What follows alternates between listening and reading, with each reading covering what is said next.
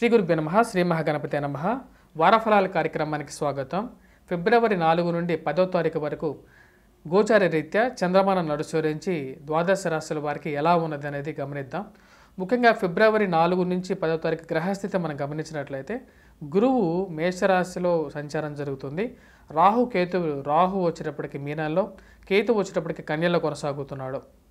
వాటితో పాటు కుజుడు, శుక్రుడు వారం ప్రథమంలో వారి యొక్క సంచారం అనేది మనం గమనించినట్లయితే వారు ధనస్సులో కొనసాగుతున్నారు.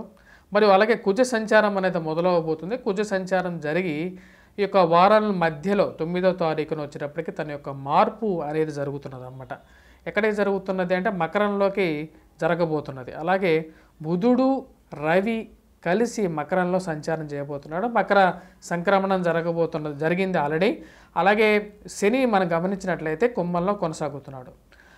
ఈ యొక్క గ్రహస్థితి ద్వాదశ రాశుల వారి మీద ఎటువంటి ఫలితాన్ని చూపిస్తుంది అనేది మనం చూద్దాం. ఇప్పుడు మేషరాశి వారికి ఈ యొక్క వారం ఎలా ఉండబోతుంది అనేది చూద్దాం. 4వ తారీఖు నుంచి 10వ తారీఖు వరకు మనం గమనించినట్లయితే ఈ యొక్క రాశి వారికి వచ్చేటప్పటికి అనుకూలమైనటువంటి గ్రహస్థితి గోచరిస్తున్నది. రాజ్యస్థానంలో ఉన్నటువంటి రవితో కలిసినటువంటి బుధుడు, కుజుడు గ్రహాలు కలవటం అనేది జరుగుతున్నది అన్నమాట. అంటే వారాంతంలో కలవబోతున్నది. వారం ప్రథమంలో ఈ యొక్క రాశి వారికి వృత్తిపరంగా, వ్యాపార పరంగా అనుకూలంగా ఉంటుంది. సంతాన సంబంధితమైన విషయాల్లో కొంచెం ప్రతికూలత ఉంది. వారి గురించి కొన్ని మానసికంగా కూడా కొన్ని బాధలు అనేవి కొద్దిగా ఎదురవుతాయి. వారు ఎలా ఎదుగుతారు, వాళ్ళు ఎలా ముందుకు తీసుకెళ్లారని చెప్పి ఒక ఆలోచన అనేది ఈ యొక్క రాశి వారికి మొదలవుతుంది. కానీ వృత్తిపరంగా, వ్యాపార పరంగా కూడా చాలా ఫాస్ట్గా పనిచేయగలుగుతారు. ఎందుకంటే రాజ్యస్థానంలో ఉన్నటువంటి రవి ఈ యొక్క రాశి వారికి వచ్చినప్పటికీ పూర్తి యోగకారకుడు అన్నమాట. అదేవిధంగా లాభస్థానంలో ఉన్నటువంటి శని లాభస్థానంలోనే యోగిస్తాడు. అటువంటి స్థానాల్లో వచ్చేటప్పటికి ఈ రాశి వారికి మంచి అనుకూలమైనటువంటి స్థానాల్లో శని ఉన్నందువలన వృత్తిపరంగా, వ్యాపార పరంగా కూడా అనుకూలంగా ఉంటుంది. ధన సంబంధితమైన విషయాలలో చిన్న చికాకులు ఉన్నప్పటికీ కూడా సమయానికి డబ్బు రావటం అనేది జరుగుతుంది. ప్రమోషన్స్, ఇంక్రిమెంట్స్ గురించి ప్రయత్నాలు చేస్తున్నటువంటి మీకు ఏదో ఒక అవరోధం అనేది వారాంతంలో ఎదురయ్యేటువంటిగా ఉందన్నమాట. అంటే వారాంతంలో ఏదో ఒకటి అవరోధం అనేది జరిగే విధంగా ఉంది. అది వృత్తిపరంగా కొద్దిగా మానసిక చింతన కలిగించే విధంగా ఉంది. కానీ ఈ రాశి వారికి అటువంటి చిన్న ప్రభావాలు ఉన్నప్పటికీ కూడా వ్యాపారంలో పెద్ద ఒడిదుడుకులు అనేవి వీరిని ఎటువంటి ప్రభావానికి లోను చేయవు అన్నమాట. మరి వాటితో పాటు ధన వ్యయం అనేది కొంచెం తగ్గించుకోవాల్సినటువంటి ముఖ్యమైన సూచన. అధికమైనటువంటి ధన వ్యయాన్ని తగ్గించుకోవాలి.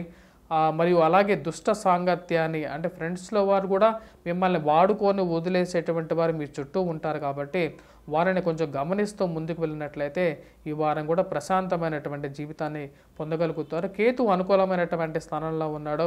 శత్రువుల మీద విజయాన్ని సాధించగలుగుతారు కానీ స్నేహితుల మీద విజయాన్ని సాధించలేరు ఎవరైనా సరే. సో స్నేహితులను చెప్పుకొని పక్కన తిరిగేటువంటి శత్రువులు ఎవరైతే ఉంటారో వారితో తగు జాగ్రత్తలు తీసుకుంటూ ముందుకు వెళ్ళాలి. స్నేహితులతో అలాగే బంధుమిత్రులతో ఈ యొక్క వారం గడపడం అనేది జరుగుతుంటుంది. వారం అంతంలో ప్రశాంతమైనటువంటి జీవితాన్ని గడపడం అనేది జరుగుతారు. కుటుంబ సంతోషాలతో కూడా ఈ యొక్క వారం అనేది గడుస్తుంది. ఈ యొక్క వారంలో ముఖ్యంగా మనం గమనించినట్లయితే భాగ్యస్థానంలో ఉన్నటువంటి శుక్రుడు పూర్తి యోగకారకుడు, రవి కూడా మంచి రాజ్యస్థానంలో ఉన్నాడు. ఈ యొక్క రాశి వారికి విద్యార్థులకి చాలా అనుకూలమైనటువంటి కాలంగా చెప్పవచ్చు. భాగ్యస్థానంలో ఉన్నటువంటి శుక్రుడు ఈ యొక్క రాశి వారికి వచ్చేటప్పటికి యోగ్యాన్ని ఇవ్వగలుగుతాడు, సుఖాన్ని ఇవ్వగలుగుతాడు, సుఖ సంతోషాలతో భోగాన్ని కలిగించగలుగుతాడు అన్నమాట. ఇక రాశి వారికి అనుకూలమైనటువంటి కాలంగా చెప్పొచ్చు. విద్యార్థులు వచ్చినప్పటికీ కొద్దిగా కష్టపడి కాన్సన్ట్రేట్ చేసి చదివినట్లయితే విజయాన్ని ఈ యొక్క వారం కూడా పొందడం అనేది జరుగుతుంటుంది. వృత్తి వ్యాపార రీత్యా కూడా అనుకూలంగా ఉంటుంది. పరిహారాల రీత్యా మనం గమనించినట్లయితే ఈ రాశి వారికి వచ్చేటప్పటికీ రాహు ఇక్కడ 1000 స్థానంలో ఉన్నాడు. తద్వారా వచ్చేటప్పటికి అధికమైనటువంటి డబ్బు ఖర్చు అనేది ఎక్కువగా అయ్యే విధంగా ఉంది. కాబట్టి రాహుగ్రహ అష్టకాన్ని చదవటం, దుర్గాదేవిని పూజిస్తే అనుకూలమైనటువంటి ఫలితాలు పొందగలుగుతారు. జన్మరాశిలో సంచారం చేస్తున్నటువంటి గురువు అంత యోగ్యకారకుడు కాదు. కాబట్టి గురువుకి వచ్చేటప్పటికి గురుగ్రహ కవచాన్ని ఎక్కువగా చదివినట్లయితే అనుకూలమైనటువంటి ఫలితాలు పొందగలుగుతారు. అలాగే సాయిబాబా గుడిని గురువారం పూట దర్శించినట్లయితే ప్రశాంతమైనటువంటి జీవితం అనేది పొందగలుగుతారు. వివాహ జీవితంలో కూడా ప్రశాంతత అనేది కూడా పొందగలుగుతారు. వారాంతాల్లో వచ్చేటప్పటికి వీరు చేసుకోవాల్సినటువంటి ముఖ్యమైన సూచన ఏంటంటే కుజగ్రహ ఆరాధన అనేది చేసుకోవాలి వారాంతంలో. మరియు అలాగే ఇక రాశి వారికి వచ్చేటప్పటికి మిగతా అన్ని గ్రహ స్థితులు వీరికి అనుకూలమైనటువంటి స్థితిలో ఉన్నాయి.